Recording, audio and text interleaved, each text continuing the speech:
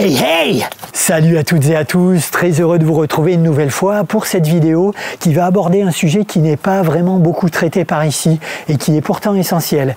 Bref, la vidéo que j'aurais bien aimé trouver avant de me lancer dans mon aménagement de van. Et cette question, c'est quel est le matériel indispensable pour pouvoir se lancer dans l'aménagement soi-même de son fourgon, de son van aménagé, pourquoi pas le réaménagement de son camping-car ou d'une vieille caravane. Parce qu'il y a un vieil adage tout à fait judicieux qui dit qu'un bon ouvrier, c'est tout d'abord un bon outil. Cette vidéo s'adresse donc à celles et ceux d'entre vous qui sont juste sur le fil du rasoir, qui sont en train de se demander est-ce que je me lance ou pas, parce que indépendamment du matériel, bien évidemment, les ingrédients essentiels avant d'aménager son van, c'est de se dire est-ce qu'on a l'énergie pour ça, est-ce qu'on en a la volonté, est-ce qu'on a le budget, parce que ça coûte de l'argent tout de même, et surtout est-ce qu'on a la santé, parce que c'est pas une légende, mais aménager un van, un fourgon, une vieille caravane ou un camping-car, eh ben c'est fatigant. Et c'est très chronophage aussi, un aménagement ça se fait pas en 2 semaines, mais ça fera l'objet d'une prochaine vidéo. Je vais donc vous présenter la liste de ce que je considère moi comme les outils incontournables pour débuter. Je vais vous parler aussi des outils qu'on peut considérer comme plus facultatifs, mais qui vont vous faire gagner en temps et en précision. Et puis je vous parlerai aussi en fin de vidéo des inutiles, qui à mon sens n'apportent rien, c'est pas la peine de les acheter. Je vous propose de découper le sujet en 2 vidéos. La toute première qui va parler de l'outillage manuel qui est beaucoup plus important qu'on ne pense, et le deuxième qui va aborder les outils électroportatifs. Je précise que contrairement à d'autres vidéos, je ne présenterai absolument aucun budget parce que tout simplement chacun est libre de choisir ses marques et ses outils.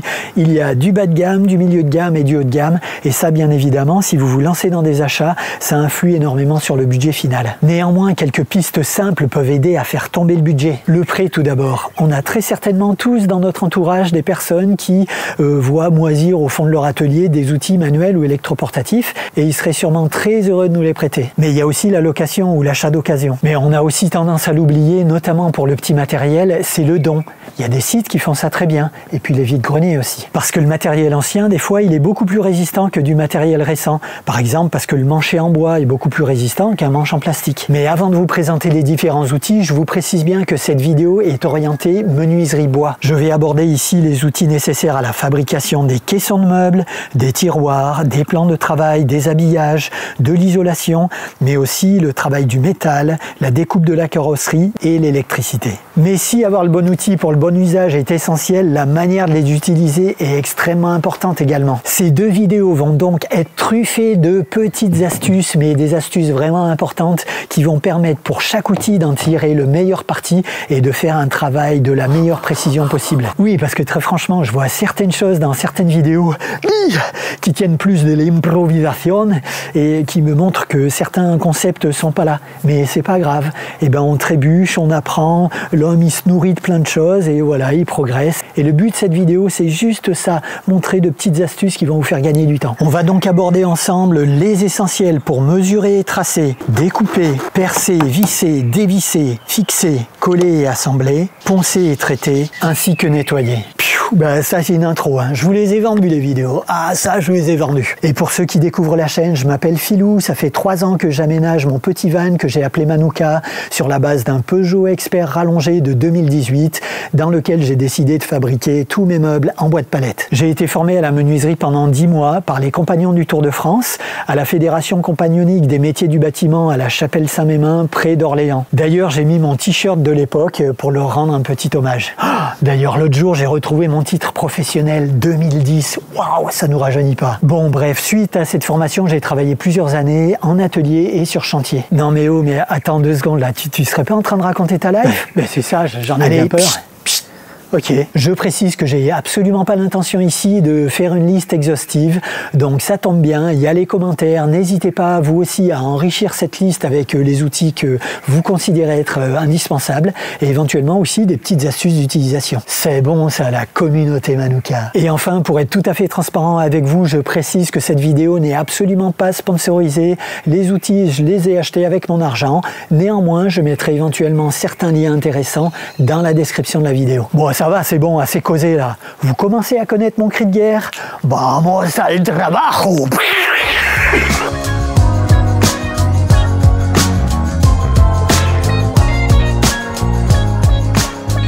toute première question qu'on peut se poser, c'est celle du lieu. Où est-ce que je vais bien pouvoir aménager mon van ou mon fourgon? Et l'idéal, c'est un lieu fermé, à l'abri des intempéries, bien au chaud. Donc je pense à un grand garage, je pense à une grange, un hangar et un atelier. Alors là, c'est le top. L'atelier, c'est bonheur. Mais attention, j'ai pas dit que c'était pas possible d'aménager un van en bas d'une résidence ou d'un immeuble. Certains l'ont fait, j'en connais, mais c'est plus compliqué. Et puis les voisins vont pas être forcément très d'accord. Donc faut essayer de trouver un endroit qui soit si possible le plus loin possible des habitations pour les perturbations sonores forcément. Très franchement, les températures, c'est vraiment un élément qu'il faut prendre en compte. Parce que je me souviens avoir commencé le boulot certains matins d'hiver où il faisait 4 ou 5 degrés et les doigts ils ont du mal à bouger. Et puis en été c'est pareil, quand il fait un gros cagnard qui fait vraiment très chaud, c'est bien de se protéger avec un tarp ou avec un grand parasol par exemple. Parce que travailler en plein soleil là avec la petite goutte qui coule, non. Mais dans mon cas, je m'estime vraiment très chanceux parce que j'ai un jardin qui n'est pas très grand mais qui me permet néanmoins de rentrer quasiment entièrement le van. On peut aussi souhaiter travailler sur un sol qui soit le plus plan possible et si possible bétonné ou goudronné. Surtout pas de l'herbe comme c'est le cas pour moi par exemple. Faites ce que je dis mais pas ce que je fais. Parce que j'ai passé de très longues minutes à rechercher des pièces qui étaient tombées dans l'herbe. De très longues minutes, je peux vous assurer. Mais pas non plus sur une terrasse en bois avec des lames ajourées par exemple. On peut faire tomber des pièces là-dedans ou des outils. Et une dernière petite précision que je donnerai au niveau du sol, il faut qu'il soit le moins meuble possible. Parce que par exemple, moi dans mon cas, je suis allé accéder sous le véhicule avec des rampes métalliques et c'était bien pour la stabilité que j'ai un sol très dur. Pour la stabilité, c'est mieux tout de même. Et enfin, ça peut paraître complètement anodin, mais c'est extrêmement important. Il faut se trouver le plus proche possible d'une source d'électricité. Donc soit du 230 volts du secteur qu'on prend dans un abri de jardin, une rallonge qu'on fait passer par une fenêtre par exemple si on a un appartement, ou bien alors on utilise une batterie nomade comme ma petite Fossibot que je vous ai présentée dans une précédente vidéo et qui m'apporte entière satisfaction. Mais ça j'y reviendrai dans la deuxième vidéo qui concerne l'électroportatif parce qu'elle fournit 1200 watts et elle fait tourner la quasi-totalité de mes outils électroportatifs et elle se recharge au solaire et c'est de l'énergie gratis. Une fois qu'on a trouvé l'endroit, moi je recommande très chaleureusement de ne pas travailler au sol, notamment pour découper des panneaux qu'on aurait posés sur des madriers en bois et qu'on découpe avec une scie circulaire. C'est dangereux, c'est pas précis, on se casse le dos. Au lieu de ça, je vous propose une astuce très économique et que j'utilise depuis plusieurs années pour travailler à hauteur d'homme. Et cette astuce-là, elle est extrêmement simple, c'est de travailler sur tréteau. Deux tréteaux, ça coûte pas très cher, très franchement. Et pour le plan de travail, je vais utiliser une vieille porte. Et alors, on est pas bien là. Cette vieille porte, elle m'a coûté nada, 0 €, c'est un don. Et Manouka, dans l'espace des 3 ans d'aménagement, elle en a vu passer 2. Et ce qui est bien, c'est que cette porte, elle a 2 faces. Une fois que la face A est bien abîmée, on la retourne et on attaque la face B. Et hop, ça, c'est fait. Elle va se dégrader au fur et à mesure, mais ça, c'est pas très grave, c'est prévu dans le contrat. Et ce qu'il faudra simplement prévoir, c'est que quand on découpe à la circulaire, il faudra prévoir de la manger seulement d'un demi-millimètre, voire d'1 millimètre. Parce que si on l'entame de trop, eh ben on va la couper en 2. Sur cette table, on va pouvoir visser au travers pour maintenir des pièces, par exemple pour certains usinages. Je vais pouvoir visser une pièce de bois pour m'en servir de butée, c'est très rapide. Et ça peut me servir de butée pour une autre pièce en bois. On va pouvoir les pincer avec des serre-joints pour les maintenir. On va pouvoir aussi venir visser un étau. Pour le choix de la porte, je recommande une porte toute simple en bois, c'est le mieux, sans peinture, sans revêtement dessus. Parce que quand elles sont peintes ou mélaminées, les pièces ont tendance un petit peu à glisser sur le dessus. Je peux aussi venir ranger tout un tas de choses sous le dessous, notamment mes mallettes d'outils, ce qui me permet de ne pas me gêner pendant que je travaille sur l'établi. En plus, quand on change d'endroit pour travailler, la table et les 2 tréteaux, ça se range très bien dans un van. Bref, t'aménages un van, il te faut une vieille table. Aménager un van, on est bien d'accord, ça doit être du plaisir, de la joie et surtout pas de la souffrance. Donc faut surtout pas oublier de protéger l'ouvrière ou l'ouvrier. En ce qui concerne ce qu'on appelle les EPI, les équipements de protection individuelle, le tout premier qui paraît évident pour la protection des tympans, c'est le casque anti-bruit. On peut mettre des bouchons aussi, mais je trouve que ça c'est beaucoup plus efficace, notamment quand on travaille avec de l'électroportatif ou par exemple quand on scie à main avec une scie à métaux, une tige filetée. Ça peut produire des sons extrêmement aigus et on est bien d'accord, vaut mieux garder ses tympans pour aller écouter des concerts sympas. Un masque chirurgical ou FFP2, c'est très bien pour se protéger de la poussière de bois lorsqu'on fait du ponçage, mais aussi se protéger de certaines émanations pour certains traitements si on utilise des produits chimiques par exemple. Pour le travail à la défonceuse et la découpe du métal avec une disqueuse, il est très recommandé d'avoir des lunettes en plastique ou des surlunettes en ce qui me concerne. Et je lui ai même prévu une petite housse en tissu pour pas qu'elle se raye en fonction de l'endroit où je la stocke. Et chose importante aussi pour ceux qui comme moi portent des lunettes, personnellement moi je travaille toujours avec une vieille paire de lunettes qui m'a pas coûté très cher, j'ai pas tellement peur de les rayer, etc. J'abîme pas la paire de lunettes que je porte habituellement tous les jours. Il faudra bien prévoir aussi lorsqu'on découpe du métal à l'intérieur ou à l'extérieur du van de protéger la carrosserie et les vitrages. Pour le haut du corps, plutôt que d'être torse nu ou avec une chemise grande ouverte, c'est quand même mieux d'avoir un t-shirt à col fermé et éventuellement des manches longues parfois pour éviter les projections. Pour le ponçage, les traitements, la peinture et la découpe du métal, une paire de gants ça peut être pas mal, surtout qu'il ne faut pas oublier que lorsqu'on vient de découper une pièce de métal, elle est chaude. Avoir une paire de gants ça peut être pas mal pour la saisir sans trop se brûler, ou alors on attend 5 à 10 minutes que la pièce refroidisse. Faut pas oublier non plus de se protéger les pieds parce que je peux vous dire qu'un marteau qui tombe de la hauteur de l'établi, c'est-à-dire à peu près 80 cm sur le gros orteil, ça réveille, on s'en rappelle. Du coup, ce qui est recommandé, ce sont des chaussures coquées avec une coque sur le devant. C'est un investissement, mais ça peut durer 5 à 10 ans. Ah, on peut y aller, il n'y a pas de risque, c'est du costaud, hein. Pour me sentir plus libre dans mes mouvements, personnellement, j'ai choisi des chaussures basses, mais il en existe des montantes qui protègent la malléole. Et pour le bas du corps, je recommande vraiment le pantalon de chantier parce que c'est vraiment pratique. Ils ont des poches de partout. Et étant donné qu'on a très souvent besoin de tracer sur le bois, mes deux poches préférées, c'est celle-ci et celle-ci. Celle d'en bas sur le côté droit où je vais pouvoir ranger mon critérium et ma réglette, et celle du dessus où je vais pouvoir clipper mon mètre à ruban. Et là, je suis en position de combat. Et parce qu'on passe souvent des heures à l'intérieur du van, qui est déjà un espace tout petit, à 4 pattes, soit pour faire les sols, l'isolation, ou pour aller fabriquer un tiroir à l'intérieur d'un caisson, ou faire l'électricité, ça peut être pas mal de se protéger les genoux. Donc je recommande pour ça des genouillères, qu'on peut glisser directement dans le pantalon de travail, ou alors il en existe aussi avec des élastiques qu'on met à l'extérieur. Ou alors à défaut, la bonne vieille couverture qui va amortir la dureté du sol. Ça peut être une bonne idée aussi de tenir pas trop loin à disposition une petite trousse à pharmacie pour la bobologie, pour se désinfecter quand on s'ouvre un petit peu ou pour mettre un pansement. Mais l'outil indispensable que je recommande surtout, c'est la pince à épiler pour enlever les échardes. Quand on travaille le bois, ça arrive très souvent. Et je vais terminer avec quelque chose d'un petit peu plus léger, c'est un paquet de mouchoirs. Parce que si vous êtes comme moi très sensible à la poussière de bois, au pollen, etc., quand on travaille sur une pièce de bois et que il y a les effluves là qui coulent dessus, c'est vraiment pas agréable. Bon appétit. Petite recommandation de stockage pour les outils, c'est mieux de les stocker au chaud et au sec parce que ni le métal ni les appareils électroportatifs n'aiment l'humidité. Ne faites pas comme moi j'ai pas eu tellement de choix que de stocker mes outils dans un cabanon de jardin où il y a des grilles, donc où l'humidité est susceptible de rentrer en hiver. Et au bout de 3 ans, vous voyez, mes outils sont entièrement couverts de rouille.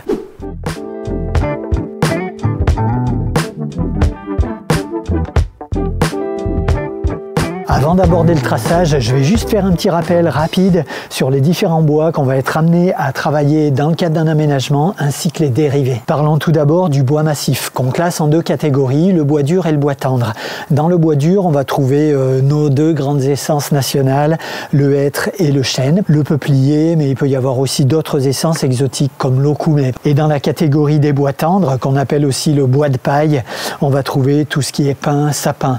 Donc le bois de palette en fait partie. Pour les panneaux, on peut les trouver d'un seul tenant ou bien alors ce qu'on appelle en lamellé-collé, c'est-à-dire que le panneau est constitué de plusieurs morceaux de bois qui ont été assemblés et collés au peigne. C'est le cas par exemple de tous mes plans de travail qui sont en chêne lamellé-collé de 18 mm d'épaisseur. On a ensuite le médium qu'on peut trouver aussi en différentes épaisseurs qui est généralement de couleur marron crème et pour faire simple, ce sont des déchets de scierie, des déchets de bois qui ont été agglomérés avec de la colle. Du coup, suivant les épaisseurs, c'est un matériau qui peut être relativement lourd. Et on peut aussi dire qu'il a un aspect très lisse. On a également l'aggloméré qu'on reconnaît assez facilement sur la tranche parce qu'il est constitué lui aussi de colle et de déchets de scierie. Il est décliné en standard mais aussi en aglo-marine qui résiste bien à l'humidité. On peut très logiquement l'utiliser pour des parois de douche. On a aussi le contreplaqué qui est vraiment très utilisé, c'est le plus connu dans le monde de l'aménagement. On le trouve en différentes épaisseurs et il est très facile à reconnaître parce qu'il est assemblé avec plusieurs couches de bois alternées et collées entre elles. On peut avoir du contreplaqué, de peuplier, d'okoumé, enfin il y a différentes essences et souvent on regarde le poids du bois pour essayer de trouver le bois le plus résistant et le plus léger. Il a beaucoup de succès le contreplaqué de par son aspect parce que bon, on voit encore le veinage du bois et si on fait un traitement léger ou qu'on le vernit, eh ben on peut garder toujours l'aspect chaleureux du bois ou alors on peut le peindre tout simplement. On peut travailler également l'OSB qui a un aspect un petit peu particulier parce que c'est du bois déchiqueté qui est réassemblé avec des colles, donc son visuel n'est pas forcément hyper esthétique et justement on l'utilise souvent pour les sols parce que généralement ils vont être recouverts avec du lino par exemple. On a ensuite le mélaminé. Alors pour faire simple, c'est un aggloméré sur lequel sur chaque face on aurait collé une couche plastifiée avec des décors qui peuvent être totalement différents, soit du blanc, soit toutes sortes de décors pour les crédences par exemple. Donc c'est ce type de panneau qui est très utilisé dans ce que j'appelle les vannes industrielles. Je rajouterai à ça ce que j'appelle de l'isorel qui fait généralement pas plus de 2 à 3 mm d'épaisseur, qui a généralement une face médium d'un côté et de l'autre côté une face un petit peu protégée, un petit peu façon mélaminée. Et ça, je m'en sers pour protéger par exemple mes fonds de tiroir. Et pour finir, je vais rajouter à ça quelque chose qui n'a rien à voir avec le bois, c'est le plexiglas qui peut être transparent, granité, qui peut faire de 2 à 6 mm d'épaisseur et avec lequel on peut faire des petites séparations, on peut faire des fenêtres fixes ou coulissantes.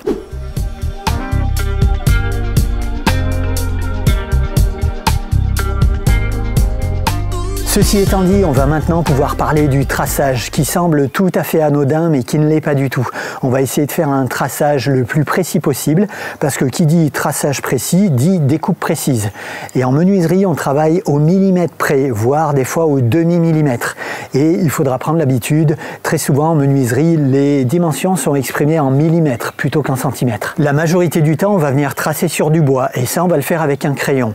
Le plus gros crayon qu'on peut trouver, c'est le crayon de charpentier, qui n'a pas une circonférence ronde mais plutôt ovale. C'est un crayon aplati qu'on peut trouver en différentes dimensions. Pour le tailler, généralement on utilise un ciseau à bois retourné pour essayer de créer un plat et on peut finaliser avec du papier à poncer. L'avantage de ce crayon là, c'est qu'il est gros, on le trouve facilement dans la poche et pour l'utiliser jusqu'au bout, eh bien moi je me suis fabriqué une espèce de petite rallonge en bois, je l'emboîte dedans, ce qui me permet d'utiliser mon crayon jusqu'au bout. Ben oui, je suis auvergnat d'origine, faut pas oublier les origines, ça revient, c'est tenace quoi.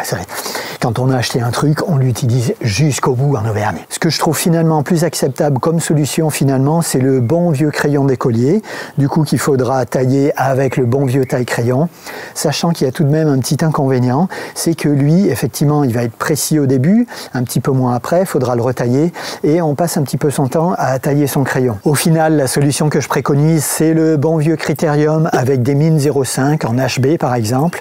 On est bien d'accord, c'est fragile, la mine peut casser souvent, mais du coup c'est pas très problématique parce qu'on n'a plus qu'à faire 1 ou 2 pressions et on récupère la mine supplémentaire. Ça c'est une solution que j'ai adoptée depuis plusieurs années, depuis que j'ai travaillé avec un ébéniste et franchement je trouve que c'est la plus précise. Et pour certains supports qui marquent mal, qui reçoivent mal le crayon, je pense notamment à certains métaux, ou alors si ça risque de s'effacer, ou bien encore si on veut pas laisser de traces sur le support, sur le panneau par exemple, eh bien on utilise du scotch de masquage. On fait le traçage sur le scotch, on effectue la découpe et puis ensuite on enlève le scotch. Et puis en plus c'est pas mal ça parce que ça évite les éclats. Et enfin pour tracer une droite ou des points de perçage sur du tissu, pour fabriquer des housses de coussins par exemple ou de rideaux, je recommande l'utilisation d'un bon vieux stylo bic, franchement cela il ne sèche jamais, ou alors un feutre à mine pointue. Ça y est, j'ai mon petit Critérium, je vais enfin pouvoir tracer une mesure. Et pour ça, je vous recommande très chaleureusement la réglette métallique de 30 cm. J'ai bien dit 30 cm, pas 10 ou 20 ou 60. Parce que si elle est trop longue, elle va vous gêner quand vous allez la mettre dans la poche. Et si elle fait 30 cm, eh ben elle est très facile à récupérer. Sur la mienne, j'ai même les demi-millimètres qui sont gradués de 0 à 10 cm. Ça peut être très pratique. Elle a l'air tout à fait anodine, cette petite réglette, mais j'ai vu de nombreuses personnes ne pas l'utiliser correctement. Et moi le premier, Faites pas l'innocence que je vais vous montrer, je suis sûr que vous l'avez fait. Moi, je l'ai fait au début parce que je savais pas. Et du coup, les mesures ne sont pas précises. Démonstration. Là, j'ai juste envie tout simplement de tracer un trait à 20 mm du bord de mon panneau. Je fais venir ma réglette ici embutée sur le bord de mon panneau et puis je trace mon trait à 20 mm. Ben ça, c'est pas précis parce que mon doigt, il est mou. Et donc je peux avoir une imprécision sur mon traçage. La bonne utilisation de la réglette, au contraire, c'est de la retourner, d'aligner le chiffre 2 ici très précisément sur l'arête et d'utiliser le bout de la réglette ici pour faire mon traçage. Là, on a quelque chose d'extrêmement précis. Deuxième astuce salvatrice qui va être importante lorsqu'on fait un marquage en vue d'une découpe. Là, c'est le cas sur cette pièce de bois, par exemple, où j'ai fait un traçage. Si à un moment donné, mon bois tombe, je le reprends au sol, ou alors je l'ai retourné, ou alors j'ai fait le tour de la table, tout simplement. De quel côté je vais savoir de quel côté il faut que je coupe? Ici, je ne sais pas. Parce que quand on utilise une scie manuelle ou une scie électrique, la scie, elle a ce qu'on appelle de la voie. Ma scie plongeante, par exemple, elle a une voie de 3 mm, c'est-à-dire la largeur des dents. Donc ça enlève de la matière. Donc si j'enlève 3 mm sur une découpe du mauvais côté, et bien du coup ma cote ne sera plus bonne. Et petit rappel aussi, la découpe on la fait jamais sur le trait, pile poil sur le trait. On la fait à l'extérieur du trait, mais au bon endroit, du bon côté. L'astuce elle est vraiment toute simple, c'est-à-dire qu'une fois qu'on a fait la marque de découpe, on fait une petite coche de cette manière-là pour indiquer que c'est cette partie du bois qui va chuter. Et le reste, ce qui est à droite de mon trait ici, que je vais conserver. Donc si par exemple je dois venir découper ici avec ma scie égoïne, je vais déposer la lame de la scie à gauche du trait et non pas à droite ou au milieu. Et ça, personnellement, je le fais systématiquement parce que quelle que soit la position du bois, s'il tombe ou si je reprends le travail le lendemain par exemple, ben la coche elle est toujours là, elle ne s'est pas effacée. Et je sais de quel côté je dois me positionner pour ma future découpe. Pour les mesures au-delà de 30 cm, on va passer sur le mètre à ruban que je recommande à 5 mètres parce que du coup le ruban sera plus rigide et ça va nous permettre de faire des mesures sur de grands panneaux. Je les trouve pour ma part super pratiques parce qu'ils ont un petit crochet sur l'arrière et du coup j'ai très souvent ça à la poche. C'est très facile à dégainer, je fais ma mesure et puis après je le repositionne. Il y a également un système de verrou sur le dessus, un petit bouton qu'on peut presser comme ça et ça bloque le ruban. Donc généralement on le bloque à une dimension qui est un petit peu plus grande que la cote qu'on a à prendre, comme ça le mètre il est bien rigide. Et à la toute extrémité du ruban, il y a une espèce de petit équerre métallique qui a du jeu. Et c'est normal, je vous l'explique ce jeu, ça ne veut pas dire que le ruban est cassé. Le crochet il va nous servir lorsqu'on va venir prendre une cote extérieure. Donc on l'approche d'une arête par exemple, on le positionne, on tire sur le ruban, on l'oriente un petit peu et ensuite on prend la cote. 10 cm ici par exemple. Et le crochet va venir en buter sur le ruban lorsqu'on prend une cote intérieure cette fois-ci, à l'intérieur d'un caisson. Ici avec mes deux pièces de bois et mes serre-joints, je simule les deux joues latérales de ce qui pourrait être un caisson de meubles. Si j'ai besoin de prendre une cote intérieure dans le caisson, je vais emmener mon ruban ici embuté sur une joue et par exemple faire mon tracé à 20 cm du bord. Si j'avais par contre dans l'idée de prendre la cote d'une joue à l'autre, je vais venir embuter ici avec mon mètre à ruban des deux côtés. Éventuellement, je peux verrouiller.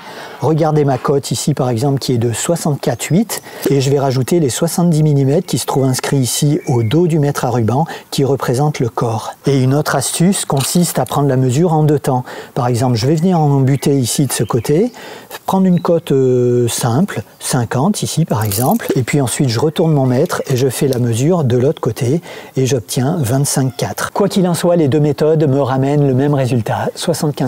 Chose importante à savoir avec les mètres à ruban, c'est qu'ils ont tendance à se détériorer un petit peu justement à l'extrémité avec le temps. Du coup, la petite astuce, ça consiste à prendre la cote à partir de la graduation 10 qu'on n'oubliera pas de soustraire à la dimension finale qu'on vient de mesurer. Admettons que je souhaite connaître ici la largeur de ce panneau, je vais faire ma mesure à partir de la graduation 10.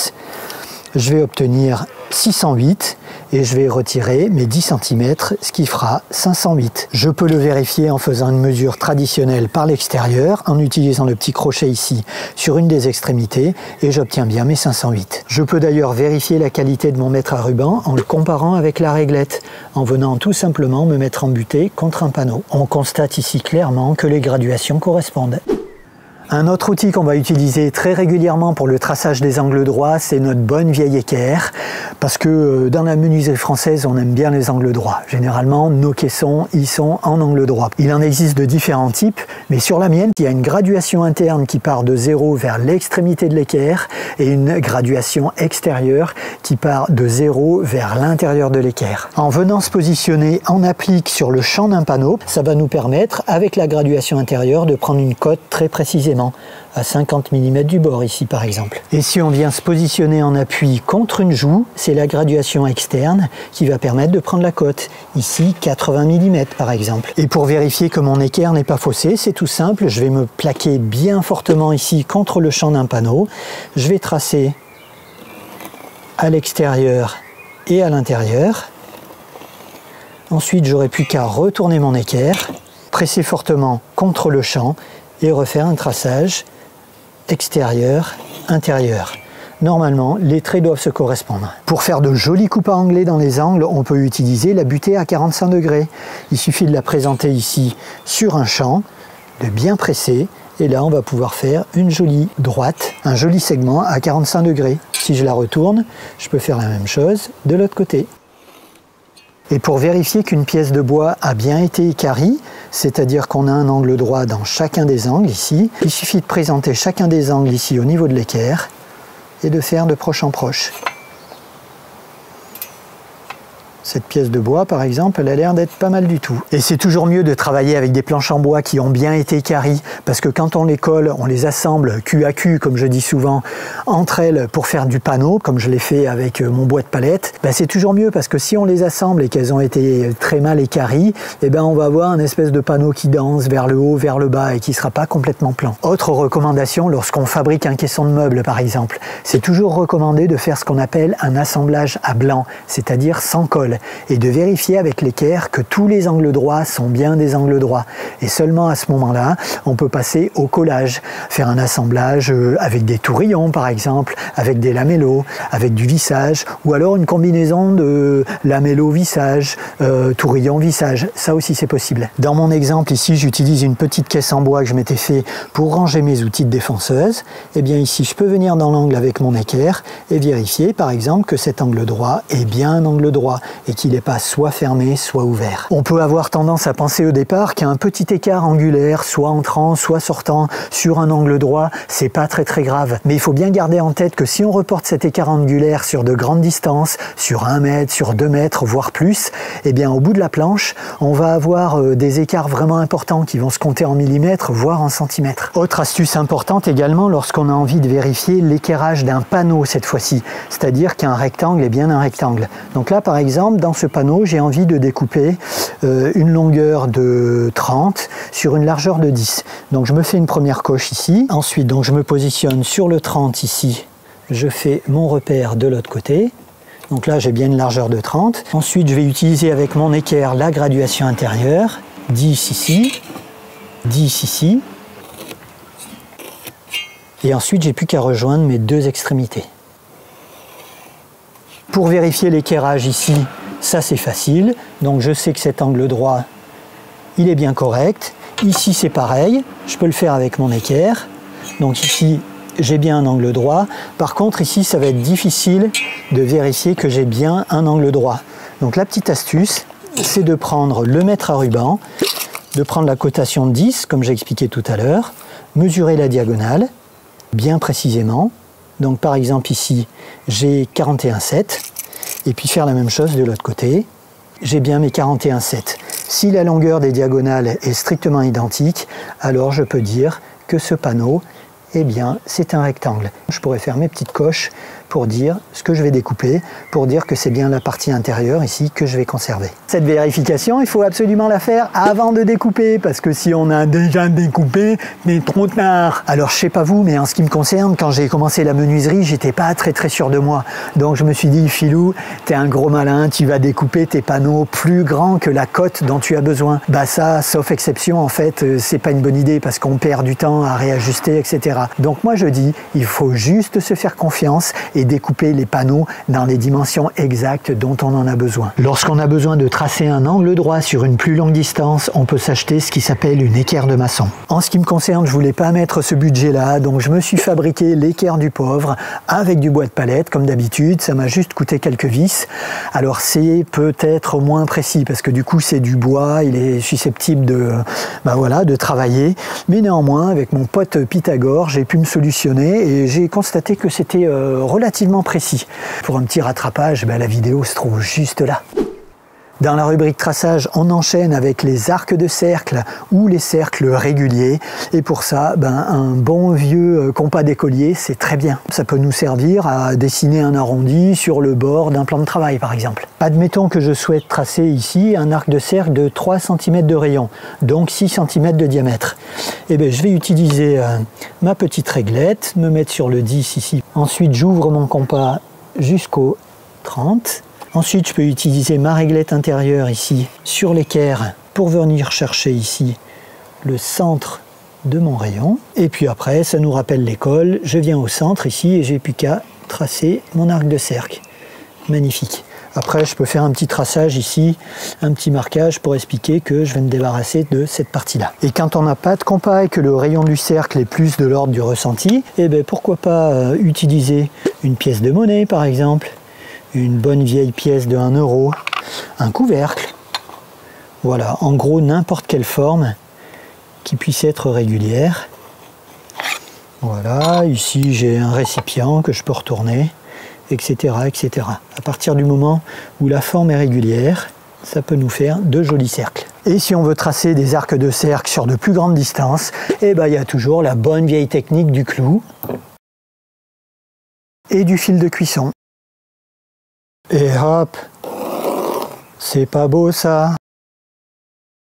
Et ensuite on a toute la richesse du dessin géométrique. Par exemple, si je dessine 2 arcs de cercle ici sur la même droite, je n'ai plus qu'à rejoindre ici les points opposés. Et si je découpe à l'extérieur ici, je peux avoir une jolie forme qui va me permettre de masquer des ports USB ou alors des prises de 130 volts. Autre possibilité pour les grands diamètres, c'est de se fabriquer un compas DIY avec 2 bouts de bois, une tige filetée, un écrou papillon. À une extrémité, on va mettre une pointe et puis de l'autre côté, un trou pour pouvoir recevoir le crayon. Bon, j'avoue que celui-là, je l'avais chiadé un petit peu parce que c'est la copie d'un compas ancien, mais on peut se faire quelque chose de beaucoup plus simple qu'on va pouvoir utiliser pendant des années. Et quand on s'est trompé dans le traçage, une bonne vieille gomme blanche, c'est parfois plus efficace qu'un ponçage fin. Et le dernier outil dont on peut avoir besoin pour mesurer, c'est le bon vieux pied à coulisse, qui va permettre de déterminer le diamètre extérieur d'un tuyau d'eau ou d'un tube métallique. Bon, le mien, il a été très dégradé par la rouille, donc si vous en achetez un neuf, c'est mieux de le stocker à l'intérieur et au sec.